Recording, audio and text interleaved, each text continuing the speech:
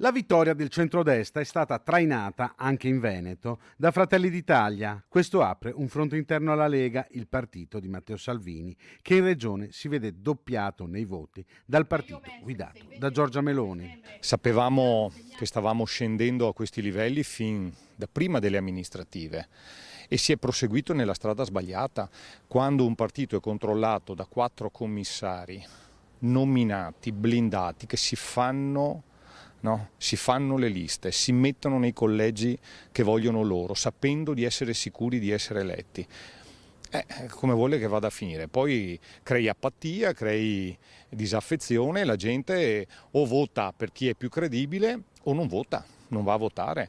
Cioè, la Lega, che è il sindacato del territorio del Nord, che è il sindacato delle partite IVA, che è il partito del Veneto, dell'autonomia, alla fine si trova a dover guardare da dietro chi invece ha fatto della centralità dello Stato centrale la bandiera, cioè Fratelli d'Italia. Ecco, io mi auguro che adesso si vada a governare, si faccia un buon governo forte e che il primo tema in discussione da parte di chi ha detto la pattuglia veneta, no, perché c'è anche chi oggi invece di fare ammenda degli errori ha il coraggio di dire c'è una forte pattuglia veneta. Bene, adesso metta a frutto la pattuglia veneta e porti a casa l'autonomia finalmente, perché alibi non ne ha più.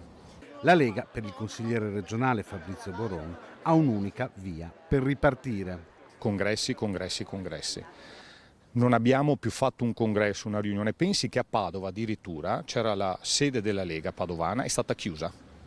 Qualche anno fa è stata chiusa, non c'è più una sede. I militanti e gli iscritti sono obbligati a trovarsi e riunirsi sui bar, a casa di qualcuno, perché non c'è una sede dove discutere, dove dibattere. Ecco, è ora di finirla, no? Io credo che chi ha preso in mano il partito in Veneto 3 anni fa al 30 e più per cento e l'ha ridotto al 14-15%, sia ora che si faccia da parte, in maniera volontaria, ma che ovviamente in un dibattito aperto all'interno delle sezioni, dei provinciali, dei nazionali, si apra il percorso che è congresso, dove verrà eletto un segretario, verrà eletto un direttivo e questo segretario e questo direttivo alla fine, quando sarà il momento delle elezioni, dibatterà anche chi è il miglior candidato per portare a casa i voti.